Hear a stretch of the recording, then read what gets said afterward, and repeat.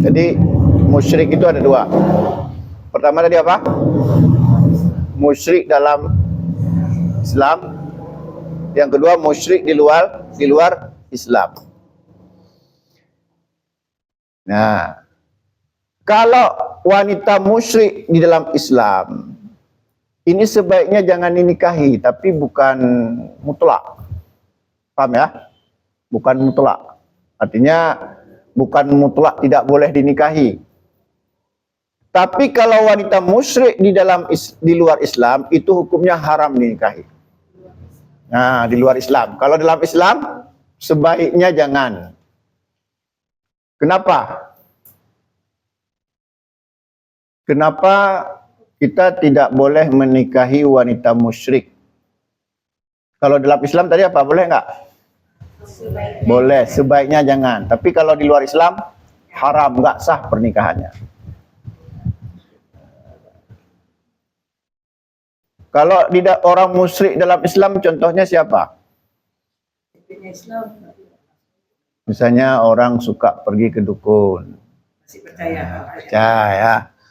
Nah, pergi ke dukun. Kan kata Nabi, man ata'arrafan au kahinan fasa'alahu an syai'in fasaddaqahu bima yaqulu faqad kafara bima unzila ala Muhammad. Barang siapa pergi ke dukun, menanyakan sesuatu pada dukun tersebut, membenarkan apa kata dukun tersebut, maka sungguh telah dianggap kufur kepada apa yang diturunkan kepada Nabi Muhammad. Mau nggak kita punya istri kufur? Nah, kan sebaiknya jangan. Araf kahin itu istilah dukun zaman Rasulullah dan para sahabat. Nah, ya. Tapi kalau di luar Islam haram hukumnya. Contohnya apa? Siapa? Orang Buddha, Hindu, orang menyembah berhala, ya. Orang Kristen dan Nasrani musyrik nggak? Musyrik juga. Walaupun mereka lebih dinamakan dengan ahlul kitab. Di mana letak musyriknya mereka? Karena enggak sama dengan ibadahnya dengan kitab dulu. Letak musyriknya menyembah Nabi Isa. Ini kesyirikan yang luar biasa nih. Ya. Nabi Isa mengajak umat Nasrani menyembah Allah. Oleh sebagian umat Nasrani menjadikan Isa anak Tuhan disembah. Itu kesyirikan yang luar biasa. Paham ya? Nah, makanya bolehnya menikahi wanita ahlul kitab. Ahlul kitab yang masih bertauhid dulu, masa Nabi Musa dulu, masa Nabi Musa dan Isa, atau yang masih betul-betul mentauhidkan Allah, yang tidak menjadikan Isa anak Tuhan, yang tidak menjadikan Uzair anak Tuhan. Tapi orang Nasrani, orang Yahudi sekarang itu sudah masuk kategori musyrik. Maka haram dinikahi. Kadang juga orang bilang boleh nikah orang Kristen karena mereka ahlul kitab. Dulu ketika mereka belum menjadikan Isa anak, atau dengan kata lain sebelum mereka menjadi musyrik. Kalau sudah menjadi musyrik maka terkena ayat ini. Wala tunkihul musyrikati hatta yu'min. Jangan kamu menikahi wanita musyrik hingga dia beriman. Nah ini dia. Ini kadang-kadang enggak. Coba lihat kadang-kadang. Seperti artis-artis tuh. Dia menikahi wanita Kristen. Padahal ini jelas ayatnya melarang menikahi wanita musyrik. Kristen sekarang sudah musyrik. Menjadikan Isa anak Tuhan. Orang Yahudi menjadikan Uzair anak Tuhan. Dulu bolehnya menikahi ahlul kitab. Ahlul kitab itu maksudnya orang Yahudi dan Nasrani. Karena mereka masih bertauhid dan diyakini mereka akan masuk Islam. Coba kalau kita menikahi istri Kristen, anak-anak ikut siapa? Kalau ikut mayahnya Islam oke lah. Tapi kalau ikut mamaknya berarti kita telah menjadikan anak kita kafir. Tanggung jawab tuh.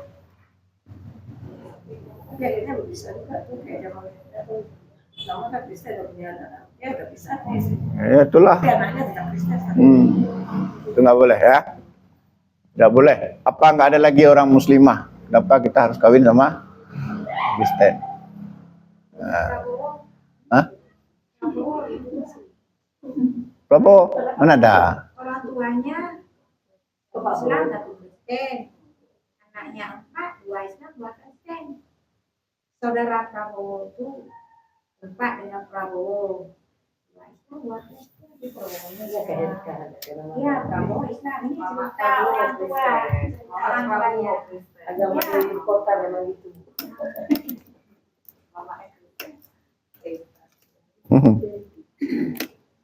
Ya, jadi ingat ya, ini ayat yang menjelaskan tidak boleh menikahi wanita musyrik. Kalau dalam Islam itu sebaiknya jangan, tapi kalau di luar Islam haram, tidak sah pernikahannya. Ustaz, kalau nikah nggak sah, berarti anaknya Enggak, anaknya ya anak zina. Anak zina haram. Anaknya enggak berdosa, kullu mauludin yuladuna 'alal fitrah.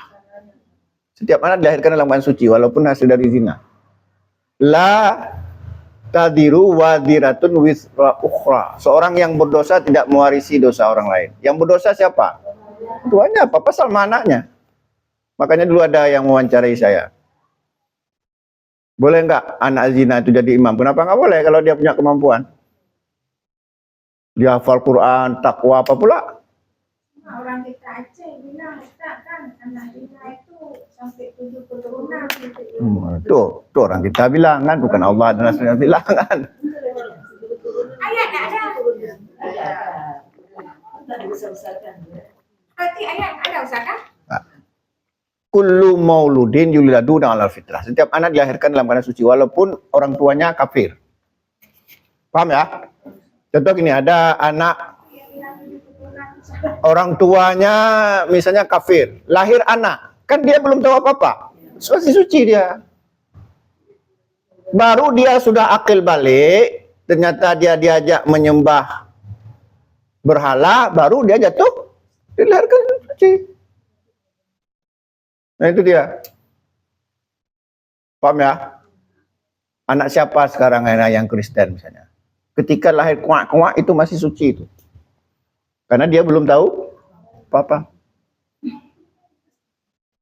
Baru ketika dia sudah menyadari, ya, dia ikut ayah atau mamanya, baru. Sama kayak anak kita juga, ketika lahir kan dia belum tahu apa-apa. Tapi kemudian kenapa menjadi Islam dia? Karena orang tuanya Islam. Makanya saya sering bilang, kenapa kita bersyukur ayah kita bernama Abdullah?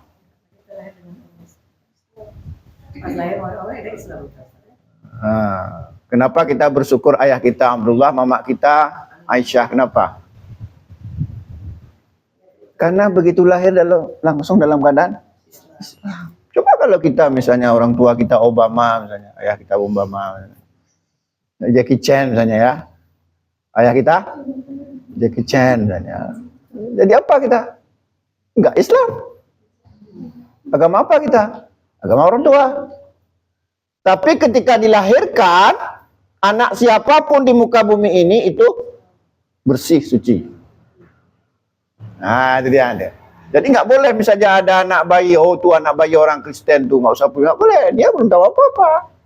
Makanya ketika dipungut sama orang lain, makanya dulu kayak anak-anak Aceh kan, bisa jadi ya, bisa jadi dulu anak-anak Aceh yang hilang, yang masih bayi-bayi misal, itu nanti tergantung siapa yang mengutnya. Ya. Kullu mauludin yuladuna 'alal fitrah fa abawahu yuhawidanihi o nuyassiranihi o yumajisanihi. Setiap anak dilahirkan dalam keadaan suci, orang tuanya lah yang mengyahudikannya, yang menasranikannya, atau yang memajusikannya. Atau kalau kita perluas, setiap anak dilahirkan dalam keadaan suci, orang tuanya lah yang menjadikan dia artis, dangdut, apa lagi? Dia orang tuanya. Makanya kita harus bertanggung jawab, khususnya perempuan. Kenapa perempuan? Kenapa perempuan? Karena kata Nabi, wal mar'atu perempuan ra'iyatun fi ahli zaujihi wa waladihi wa hiya mas'ulatun an ra'iyatihi.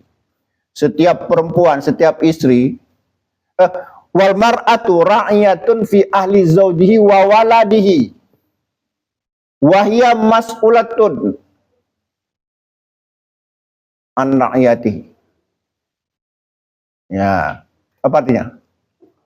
Perempuan wal mar'atu ra'iyatun fi ahli zaujihi wa waladihi. Perempuan itu pemimpin dalam rumah tangga suaminya dan anak-anaknya. Langsung Nabi mengatakan wa waladihi, anak-anaknya. Wa hiya mas'ulatun anhu, dan dia akan diminta pertanggungjawaban. Kenapa tugas mendidik anak itu terutama perempuan? Kan Nabi mengatakan tadi, wal mar'atu ra'iyatun fi ahli zaujihi wa waladihi wa hiya mas'ulatun anhu. Perempuan itu pemimpin dalam rumah tangga suaminya dan anak-anaknya, dan dia diminta pertanggungjawaban. Kenapa perempuan itu harus lebih bertanggung jawab terhadap pembinaan anak-anak? Kenapa? Karena yang minta peng lah ya hai.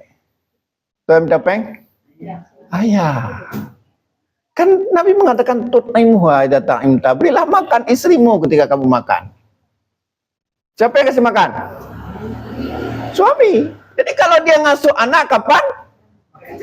Cari makan. Nah. Makanya aneh ya kalau ada perempuan pergi pagi, pulang pagi, pulang sore. Kalau nggak ada anak oke lah. Kan? Masih bebas, free. Atau nggak punya suami, atau sudah punya suami, udah jadi second. Bolehlah kalau nggak ada anak. Tapi kalau udah ada anak, itu sudah ada tanggung jawab lain. Wal mar'atu ra'iyatun fi ahli zaujihi wa waladihi wa hiya mas'ulatun anhu. Perempuan itu pemimpin dalam rumah tangga suaminya dan anak-anaknya. Dan dia akan diminta pertanggungjawaban. Nah, kembali kepada tafsir kita. Kita dilarang menikahi wanita musyrik. Nah, tadi pertanyaannya, anak-anak bagaimana? Anak-anak itu setiap anak walaupun orang tuanya musyrik dalam keadaan suci. Kullu mauludin yuladuna 'alal fitrah. Setiap anak dilahirkan dalam keadaan suci. Nah, jadi jangan kita beranggapan bayi-bayi orang Kristen, orang bayi-bayi ini itu neraka, nggak boleh. Kapan dia menjadi mukallaf istilahnya? Terbebani hukum apabila akil balik. Ya. Nanti kalau ada anak orang kafir yang tercecer bisa kafir. Boleh. Dulu kita cari lagi siapa orang tua yang sudah kafir. Oh haruslah. Kita harus menghormati orang tuanya. Nanti dianggap mencuri pula atau mencuri anak pula itu. Ya. Kecuali kalau tidak tahu lagi orang tuanya. Kalau ada tetap. Kadang-kadang pas tahu orang tuanya Kristen dan semangat lagi. Yang pertama udah semangat kan. Ya, gimana ya menjawabnya? Pada prinsipnya ya memang ya kita tidak boleh memisahkan orang tua dengan anaknya, tapi dengan sebab-sebab tertentu boleh. Misalnya kalau kita kembalikan ke orang tuanya, diajak kepada kekafiran. Kalau kita kasih ke orang tuanya, dia diajak kepada kemaksiatan. Itu boleh kita selamatkan dia. Misalnya tadi anak orang kafir atau anak penjahat. Kalau kembali ke orang tuanya, kemungkinan besar dia menjadi penjahat. Nah, itu boleh. Tapi suatu saat kita harus menjelaskan siapa orang tuanya. Paham ya? Tidak boleh terputus nasab itu. Suatu saat kita harus menjelaskan siapa orang tuanya. Ya. Tapi kita tidak boleh mencela keturunan. Walau misalnya orang tuanya penjahat, nggak boleh kita mencela keturunan. Kata Nabi, arba'atun fi ummati minal amri jahiliyah, la yatrukunahunna. ada 4 hal di kalangan umatku yang termasuk perkara jahiliyah dan umatku masih suka. Masih suka. Apa aja? Al-fahru bil ahsab. Yang pertama, membangga-banggakan nenek moyang. Membangga-banggakan nenek moyang gimana maksudnya? Ya, Bu. Yang kedua, wal ta'nu bil ansab, mencela keturunan. Mencela keturunan. Yang ketiga, wal istisqa'u bin nujum, menisbahkan hujan pada bintang-bintang. Yang terakhir, waniyahatu, meratapi mayat. Nah, 4 hal dikatakan Nabi ada termasuk mencela keturunan. Gak boleh misalnya, kamu ini anak bandit, kamu gak boleh. Kamu ini anak, gak boleh. Gak boleh kita mencela keturunan walaupun keturunannya tidak baik. Ya. Ya, yang ketiga menisbahkan hujan pada bintang-bintang. Nah, kita lanjutkan ya. Jadi, apa tadi? Wala tangkihul musyrikati hatta yu'min. Janganlah kalian menikahi wanita musyrik hingga dia beriman. Wala amanatun mu'minatun, budak perempuan yang beriman. Budak itu apa? Budak itu begini, budak itu ya, itu boleh dimiliki, tapi kemudian dalam ajaran Islam disuruh bebaskan, cuman pelan-pelan.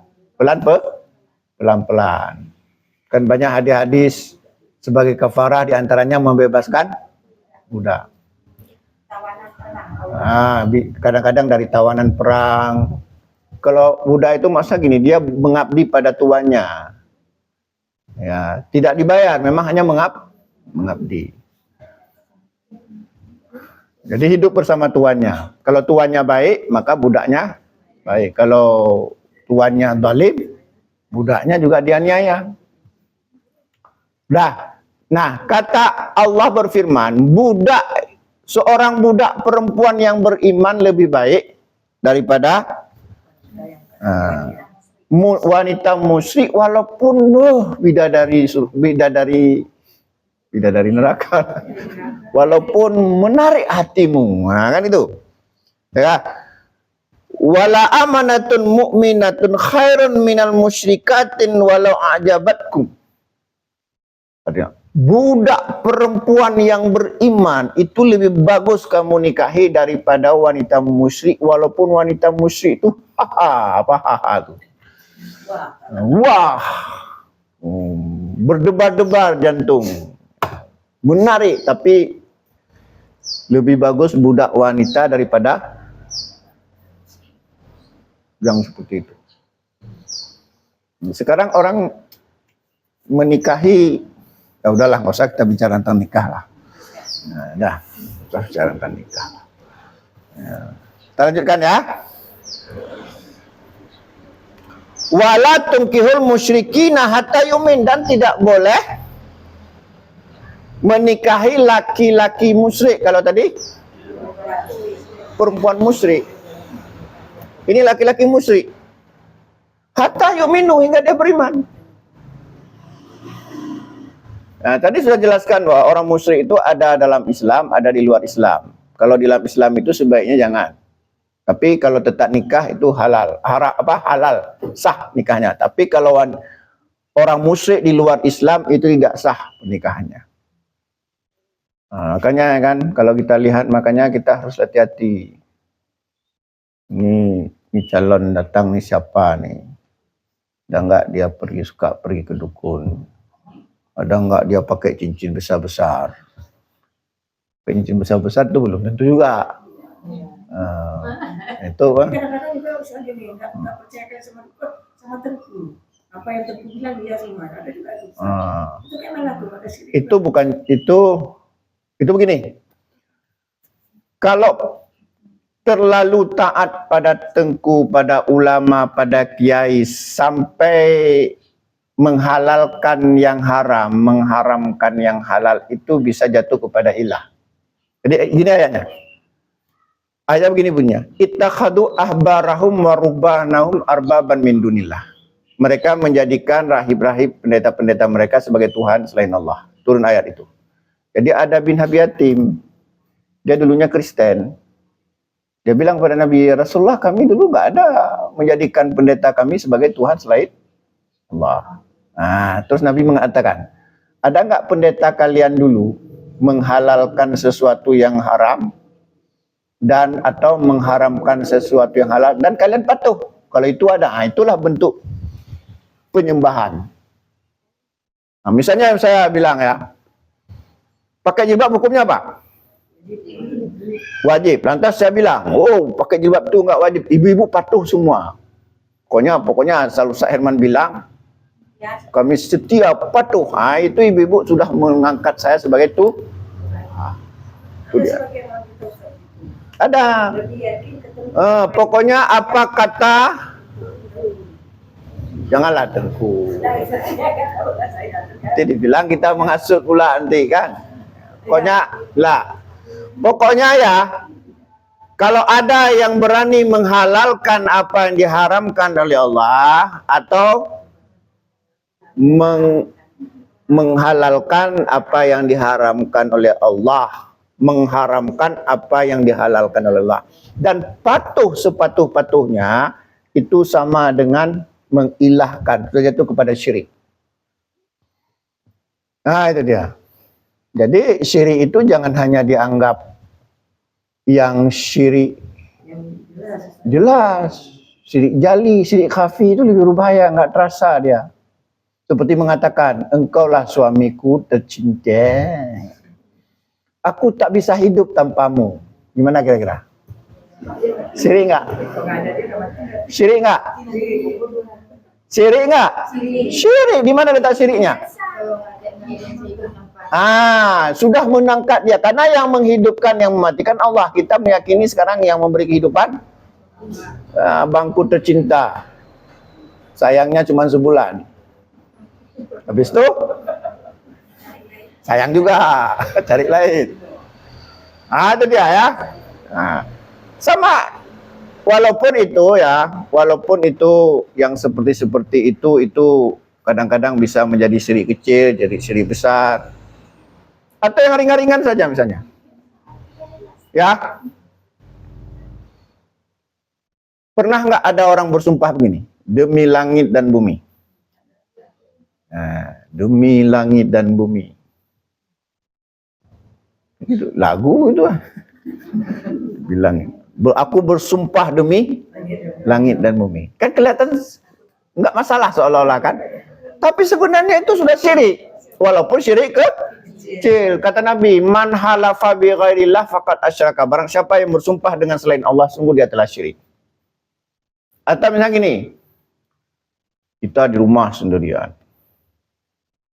Tiba-tiba masuk maliang. Apa maling? Curi. Terus kita ada pelihara anjing. Begitu datang maling, gong, gong, gong. Rupanya maling ini takut sama lari tunggalan. Kita bilanglah untung nanti. Itu sudah. Syirik kecil. Walaupun syirik kecil.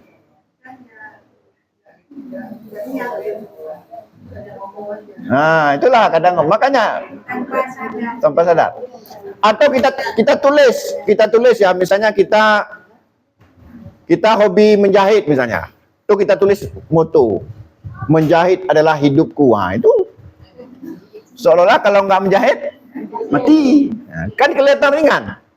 Makanya kata Nabi, syirik itu kadang-kadang kadabi bil namli ala syafatit sauda'a fi dhulumatil laili. Kadang-kadang syirik itu sangat halus seperti semut hitam, jejak semut di atas batu hitam di malam hitam. Nampak enggak? Itulah samarnya. Kita seolah biasa saja. Jadi kalau kita sekali-sekali memuji, Saya nggak bisa itu tanpa bagaimana tuh. Astagfirullah bilang. Astagfirullah. Kayaknya barangkali misalnya kalau tidak ada gitu. Walaupun kadang-kadang kita nggak sampai ke hati, mungkin hanya ucapan saja, tapi sebaiknya dihindari. Kadang-kadang kan supaya keluar dompetnya kita bilang, kau lah hidupku sayangku, dan keluar dompetnya. Begitu sudah keluar dompetnya, lain lagi kan. Nah, jadi itu ya.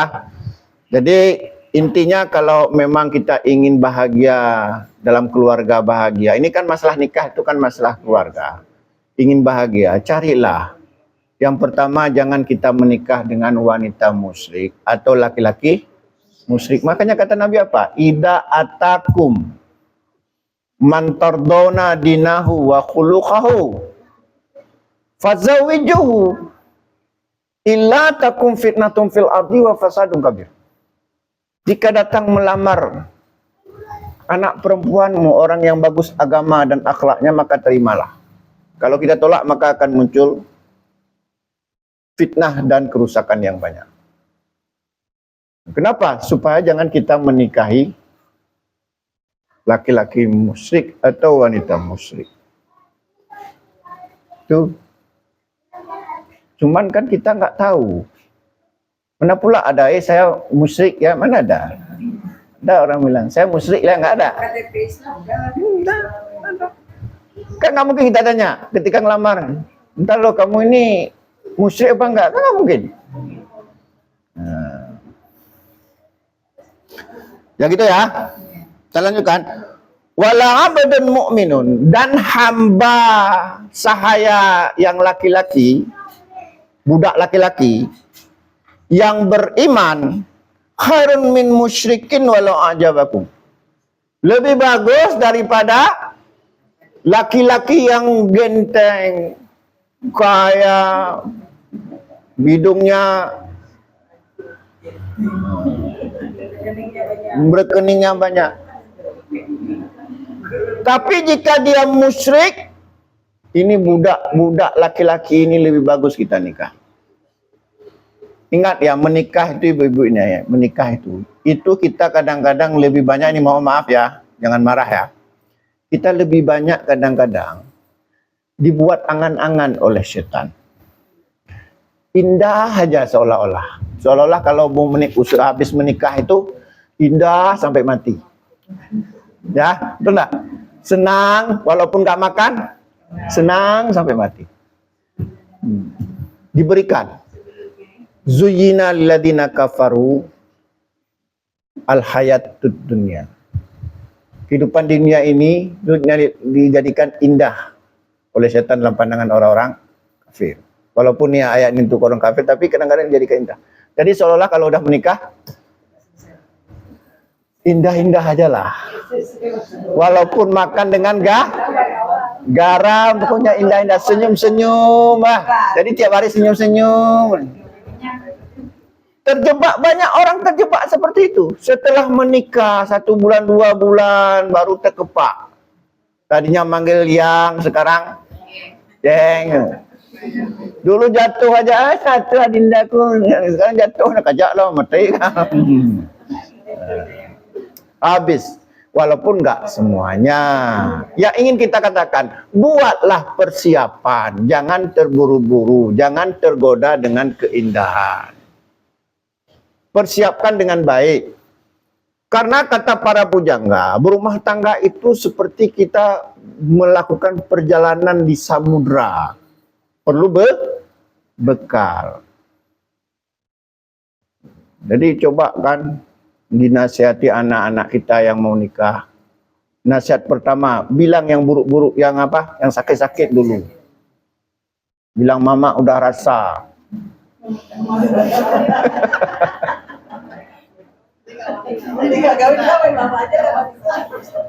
Mama udah rasa. Ya, kok enggak nanti dia kan kadang-kadang kan sampai aneh, pokoknya harus sama dia padahal pasangannya belum kerja. Pernah terjadi paksa nikah, akhirnya setelah nikah orang tuanya yang kasih makan, kan sayang.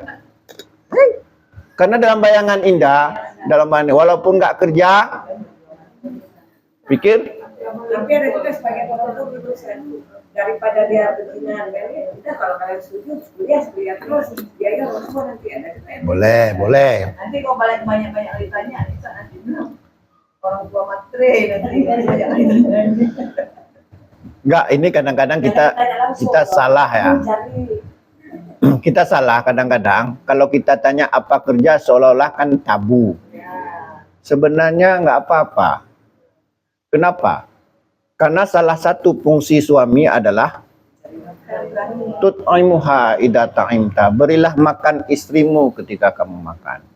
Wa taksuha idza tasaita. Berilah pakaian istrimu ketika kamu berpakaian.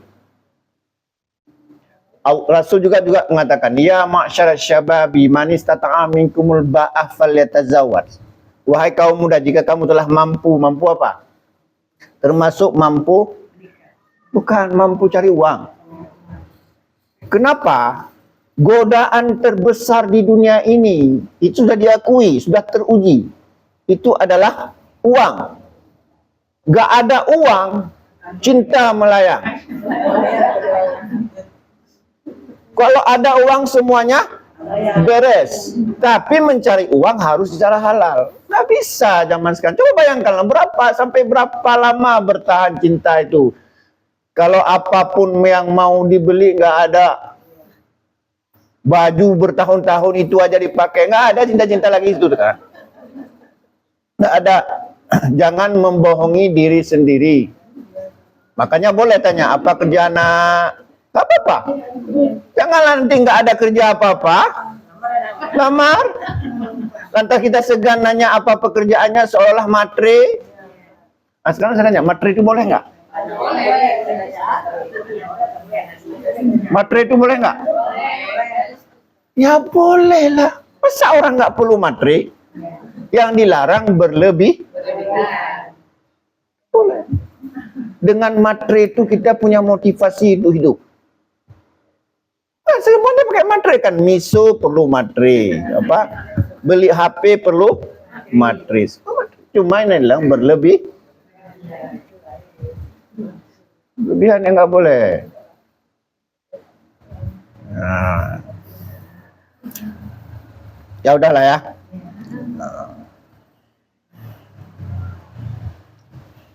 Kita lanjut ya. Karena ini asalnya cepat nih. Kita lagi udah azan. Ulaika yad'una ilan nar. Mereka itu siapa mereka itu? Wanita musyrik atau laki-laki musyrik. Nah, mereka itu yad'una ilan nar. Mengajak kita ke neraka. Nanti apa? Suaminya juga diajak kepada kemusyrikan. Anaknya juga diajak kepada kemusyrikan.